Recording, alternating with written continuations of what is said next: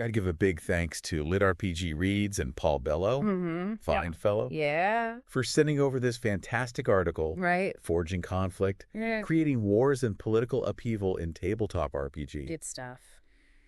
It really got me thinking. Oh, yeah. Because just last week, our D&D campaign took a wild turn when this long-simmering trade dispute between two cities just erupted into full-on war. Wow. It was supposed to be like a simple escort mission, get some merchants through a contested region. Sure.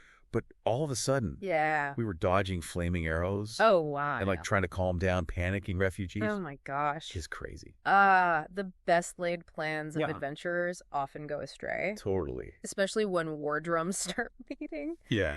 You know what this article really nails, though? What's that? Is how crucial it is for a dungeon master to choose the right kind of conflict for their campaign setting. Right. And their story. Okay. Because wars can be these massive world-altering events. Of course.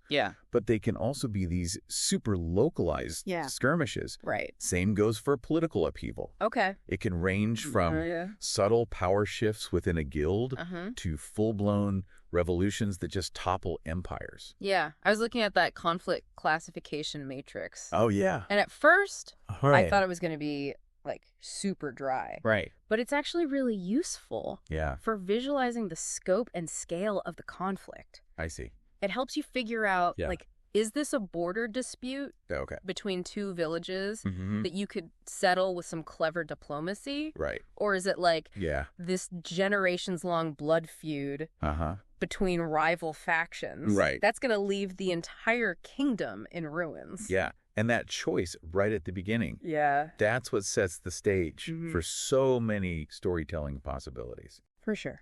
So let's say you're running a game where the players are part of a small, tight-knit adventuring party. Okay. And they're exploring a remote wilderness, throwing them into a continent-spanning war. Right. Might feel a little jarring. Yeah, I can see that. Out of place. Yeah. But on the other hand, a localized conflict over a sacred grove or a hidden mine or something, that could provide really personal stakes for those characters. Absolutely. It makes sense. Yeah, you got to tailor the scale of the conflict to the story you're trying to tell. For sure. And I love how the article broke down all the different categories of warfare. Oh, yeah. So you've got your classic conventional warfare. Yep. Armies clashing on open battlefields. And then you've got unconventional warfare. Right. More about guerrilla tactics, espionage. Yeah. Sabotage, the whole different ballgame, right? Totally. And it creates so many options for how your players can interact with the conflict. Yeah. So in a conventional war, they might be leading troops. Right. They could be strategizing sieges.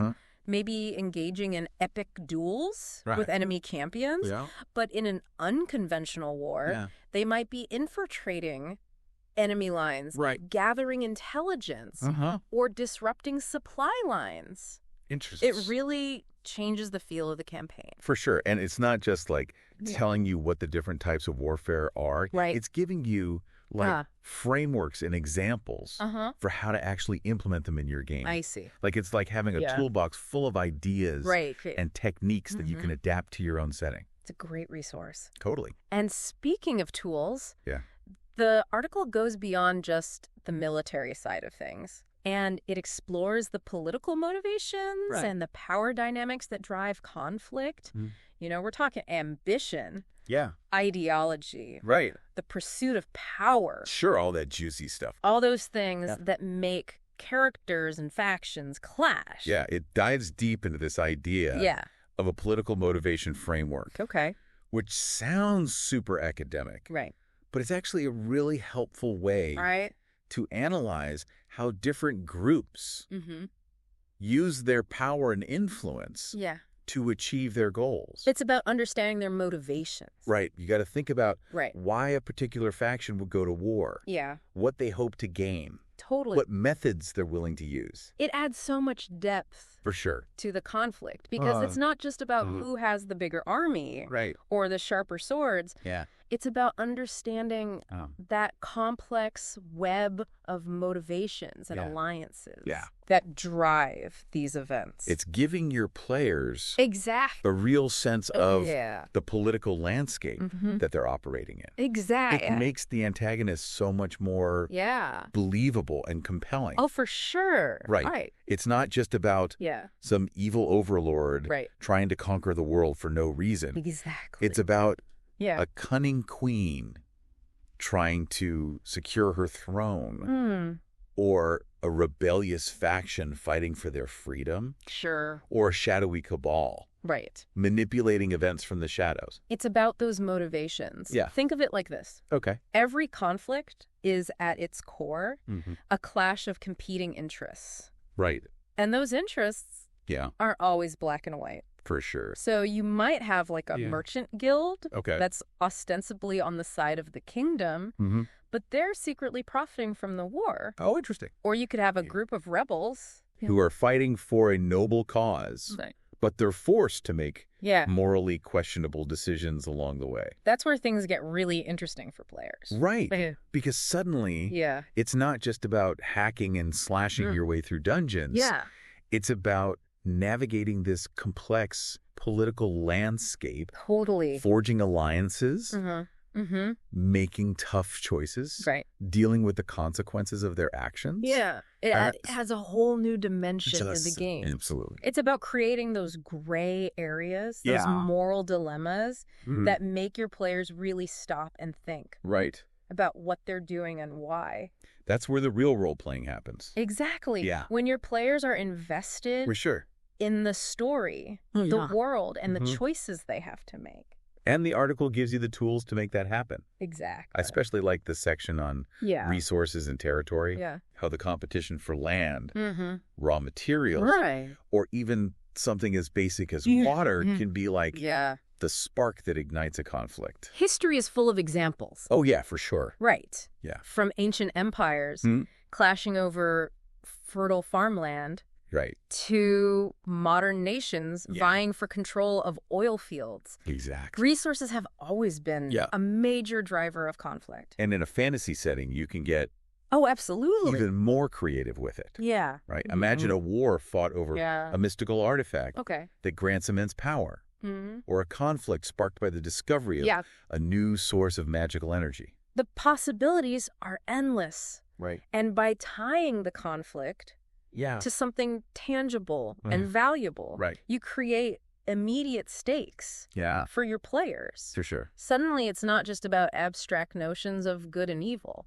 It's about protecting their homeland, securing vital resources for their people. Or maybe even just trying to survive in a world where everything is up for grabs. It adds that layer of realism and urgency to the game.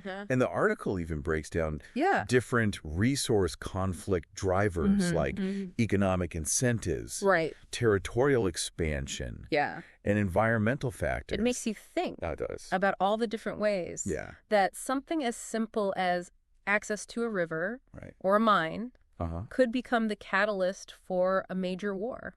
Absolutely. It's a reminder that even in a world of magic and monsters, the basic needs and desires of people can still drive conflict. For sure. And that's a theme that resonates with players. It does. On a deep level. Absolutely. I think that's a great place to pause for now. We've covered a lot of ground. Yeah, we have. But there's still so much more to explore. For sure. In this fantastic article. Lots to dig into. We'll be back in a flash. Okay. To dive deeper into the nitty-gritty of designing memorable battles. Seems good. Political intrigue. All the other exciting stuff that comes with forging conflict in a tabletop RPG. Looking forward to it. You know, one thing that really hit me about this article was how much it emphasizes the importance of military forces. But not just in a how many orcs can you throw at the party kind of way. It really digs into force structure, logistics, the roles of different specialized units. Like building a it's like well-oiled machine. Exactly. Not just a horde of goblins. Right. Totally. I'll admit, when I saw that section on military forces, I was like, okay, here comes the wargamer stuff. Right. You know? Yeah. I thought it was going to be pages of stats and charts. Uh-huh. But it was actually really cool. Oh, God. They had this military composition matrix. Yeah.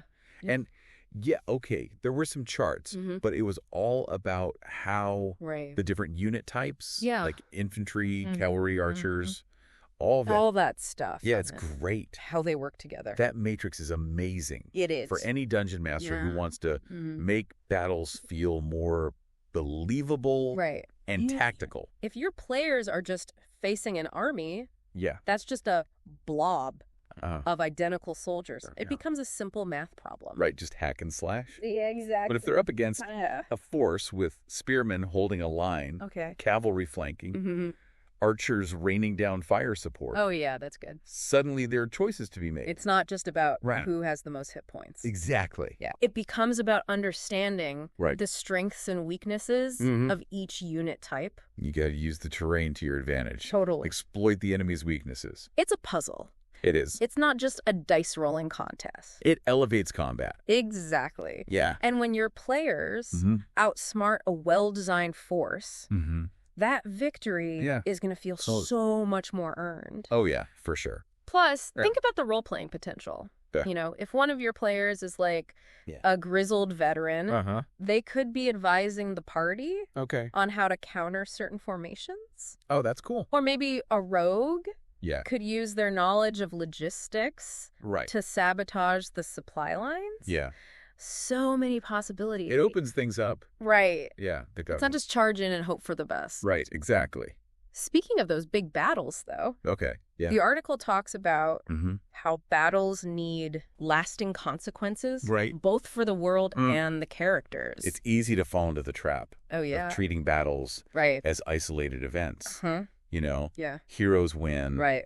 Bad guys are defeated. Everyone goes home happy. Exactly. But in reality, battles have ripple effects. Yeah, they do. That can be felt for generations. Yeah, absolutely. The article talks about how terrain, weather, leadership decisions, even technology, all these things can shape the outcome of a battle. Oh, absolutely. And those outcomes have consequences. Yeah. It's not just about who wins and who loses. Right. It's about how that victory or defeat reshapes the political landscape. For sure. Impacts trade. Totally. Maybe sparks a technological revolution. Imagine a battle fought on the edge of a magical forest. Okay. And maybe the victors, desperate for an advantage, unleash a powerful spell that corrupts the forest and leaves it a blighted wasteland. Oh, wow. For centuries to come. That's a great example. Suddenly that battle has a lasting impact on the environment, the local communities,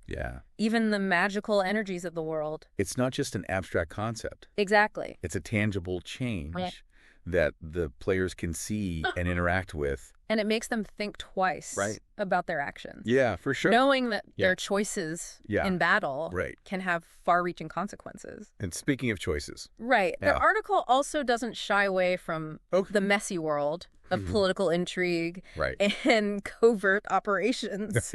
Not every conflict is fought on an open battlefield. Sometimes the most decisive battles are waged in the shadows, with whispers and rumors and carefully placed daggers. The section on political intrigue was a real page-turner. So good. It talks about espionage, sabotage, assassination. All the cloak and dagger stuff. Yeah. That makes a campaign feel like a political thriller. This is where your player skills beyond combat really come into play. Exactly. Persuasion, deception, stealth, intelligence gathering. All that stuff. All that becomes just as important as swinging a sword or casting a fireball. Imagine your players infiltrating a noble's court to expose a traitor. Or forging documents that sow discord among the enemy. It's a whole different kind of challenge. And it can be so rewarding for players who enjoy that kind of strategic thinking and role play. It's like a game of chess. It is, with the fate of nations at stake. And it adds so much depth Totally. to the world building. For sure. Suddenly, the political landscape isn't just a static backdrop. Yeah. It's like a dynamic and dangerous playing field. Right, where every move has unforeseen consequences. And speaking of shifting alliances. Oh, yeah, alliances. The article also delves into that complex world of diplomacy. It's fascinating. With treaties, marriages of convenience, trade agreements. Yeah, all of those things. All those things that hold these fragile alliances together. Exactly. And of course, where there are alliances, there's always the potential to betrayal. That's what keeps things interesting. That's the fun part. It is. The article even gives you this handy alliance building matrix. Okay. To help you track all the factors that influence diplomacy. Right. Things like shared values, economic ties, military strength. But even the strongest alliance can crumble. Oh, absolutely. Under the weight of ambition, greed, or a well-placed whisper. Yeah, in the right ear. It's like a game within a game. Totally. You know, where the players are not only fighting their enemies on the battlefield, but also maneuvering for position in the court, trying to secure allies, expose their rivals, and ultimately come out on top. And those political victories can be just as satisfying as winning a major battle. For sure. Imagine your players successfully negotiating a peace treaty that ends a decades-long war. Wow. Or exposing a corrupt official who is profiting from the conflict. That's a good one. It's all about giving your players agency, allowing them to shape the world. Through their actions, whether it's on the battlefield, in the council chamber, or in the shadowy back alleys of the city. And the article emphasizes that the impact of conflict extends far beyond. It does. The immediate participants, wars and political upheavals, can reshape entire societies, leaving scars. They can linger for generations. It's powerful stuff. That's where things get really interesting for world building. The article talks about how these conflicts can lead to cultural shifts, economic reorganization, even demographic changes. Think about it. A war can displace entire populations, leading to the mixing of cultures, the emergence of new traditions. It's interesting. It can disrupt trade routes, forcing societies to adapt and innovate to survive. It can even lead to rise of new technologies as people seek new ways to wage war or defend themselves. It's a constant evolution. It is. The world is constantly evolving, and conflict is often the catalyst for that change. And for dungeon masters. Right. Yeah. This creates such a rich tapestry. It does. Right. Imagine a world where the dominant religion was founded by a warrior prophet who led his people to victory in a holy war. Yeah. Centuries ago. Or a society where the use of magic is strictly regulated because of this devastating magical conflict in the past.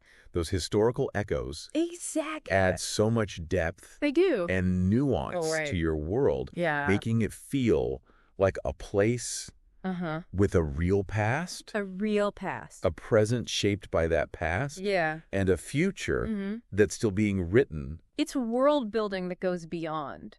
It does. Just drawing a map. Naming some kingdoms. It's about understanding the forces that shaped the world, the conflicts that defined its history, and the legacy that those conflicts leave behind. It's about creating a world that feels real. A world where every city, every forest, every dungeon has a story to tell. And those stories are often born out of conflict. Exactly. And speaking of stories, the article also talks about how societies rebuild and heal in the aftermath of war. The peace processes that attempt to bridge divides and forge a new future. The section on peace processes is really insightful. It talks about the importance of addressing the underlying causes of conflict, fostering understanding between former enemies, building a foundation for lasting peace. It's a reminder that even in the darkest of times, Hope endures. And for dungeon masters, it provides a framework for ending a campaign on a note of hope, resolution, maybe even a little bit of optimism. It's not always about slaying the dragon, overthrowing the evil empire. Sometimes the most satisfying victory is the one that brings peace and stability to a war-torn world. And that victory often requires more than just brute force. It does. It requires diplomacy, compromise, a willingness to see things from the other side's perspective. It's a challenge worthy of the greatest heroes. And it's a story that resonates with players on a deep level. Absolutely. We all long for a world where conflict can be resolved peacefully, where differences can be bridged, and where hope can triumph over despair. And, you know, maybe by exploring these themes in our games, we can gain a better understanding of how to achieve those goals in the real world. That's a powerful thought. It is. Yeah. And I think it's a great place to pause. Okay. Because we've covered a lot of ground. We have. From the grand strategies of warfare to the subtle machinations of political intrigue. But there's one more fascinating aspect of conflict. We need to explore the role of technology and magic. Oh, sounds good. So we've talked about, you know, the motivations behind conflict, the different strategies involved, the impact on societies. Yeah. But what about the actual tools of war themselves? Oh, yeah. The weapons and stuff? The Forging Conflict article really dives into how technology and magic... Especially in a fantasy setting. Yeah, especially in a fantasy setting. Yeah. Can completely change how wars are fought. Oh, absolutely. It's fascinating to consider. It is. You know, we often think of technological advancement in like a linear way. You know, swords to guns to spaceships. Yeah. The classic progression. But what if you throw magic into the mix? Oh, yeah, then things get crazy. Suddenly you have flying warships. Okay. Powered by enchanted crystals. Armies marching under shields of light. Oh, wow. Maybe even time-bending spells. Yeah. That can alter the course of a battle. The possibilities are endless. Oh, totally. The article even has a section called Magical Warfare Systems. Oh, right. Which I thought was really cool. Yeah. You know, it's not just about having a wizard cast fireball anymore. Right. It's more than that. It's about how different types of magic could be integrated into military strategy, logistics, you know, even the development of entirely new weapons and defenses. Well, like imagine a world where teleportation magic has completely changed warfare. Armies can just appear behind enemy lines, strike with surgical precision, and then vanish before reinforcements arrive. That would be terrifying. Or maybe there's a kingdom that has mastered enchanting golems. Oh, wow. So they have an army of unstoppable metal warriors. It changes everything. Totally. You can't just rely on traditional formations and maneuvers. When your enemy can teleport troops into your capital, right, exactly. It forces you to be more creative, more adaptable. Right. Think outside the box. And for players. Oh, yeah. For players, it's amazing. It opens up so many possibilities. What kind of possibilities? Like imagine a rogue who uses illusion magic to infiltrate a fortress. Oh, that's cool. Or a fighter who wields a sword forged in a volcano with the power of fire. That's awesome. It's so cool. Yeah, the article talks about how these magical advancements can also really impact society as a whole. Yeah, it's not just about winning the war. It's about how magic shapes culture, technology, even the fabric of reality. Think about it. Yeah. If a nation develops a weapon, that can level cities with a single blast. With one blast. Yeah. That's going to change everything. It's going to change how people think about warfare, diplomacy, even just the concept of power. It could lead to an arms race. It could other nations trying to get the same weapon. Or a global movement to ban them. It's like we see in the real world with nuclear weapons. Yeah. Exactly. That destructive power has changed how nations interact. For sure. And in a fantasy setting where magic is more common than nukes in our world, the implications are huge. It's something dungeon masters can really explore. Yeah. You know, those ethical dilemmas. For sure. The political ramifications, the cultural shifts. It makes the world feel more dynamic, more alive. It's not just a static setting. Right. It's a world where magic is constantly changing things. It's a world where anything can happen. It is. The impossible is just a spell away. I'm really glad we took this deep dive. Me too. Into Forging Conflict. It's great. It's given me so much to think about. Yeah, me too. It's a reminder that conflict, while often destructive, can also be a catalyst for change, innovation, even growth. It shapes our world. It does. Both the real and the imagined. And by understanding conflict, we can become better storytellers, better game masters. Better people, even. Maybe even better people. Yeah. Now, before we wrap up, I want to turn it over to you, our listeners. Yeah. What's the most memorable war or political conflict you've encountered in a tabletop RPG? What made it so compelling? Yeah, what made it so compelling? Was it the scale? The personalities involved? Ethical dilemmas? Leave us a comment below. Let's keep talking about it. A huge thanks again to Paul Bello.